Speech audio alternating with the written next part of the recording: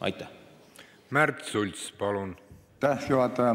Härra minister, kas nende mõtete mõlgutamisel uue rektoriga te arvestasite ka sellega, et meie tulevaste kadettide efektiivsuse tõstmiseks tuleks alustada spordi tegemist ja noorsuspordi toetamist juba algkoolis, põhikoolis ja gümnaasiumis? Ja kas te olete ka sinna näinud lisaraha lisaks riigikaitsetundidele? Aitäh!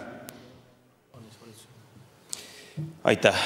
Sisekaitseakadeemia tulevase rektoriga me üld- ja alusharidust arutanud ei ole. Me oleme rääkinud Sisekaitseakadeemia kui kõrgharidusõpet pakkuva asutuse tulevikust ja õppesisust. Ja ma väga loodan, et meie põhifookus jääb ikkagi sellele. Kui natukene laiemalt vaadata koalitsioonilubadusi, siis tõepoolest on koalitsioonileppes juttu olnud ka ringirahast ja väga paljudest muudest teemadest, mis aitaksid noorte liikumisharrastust parandada.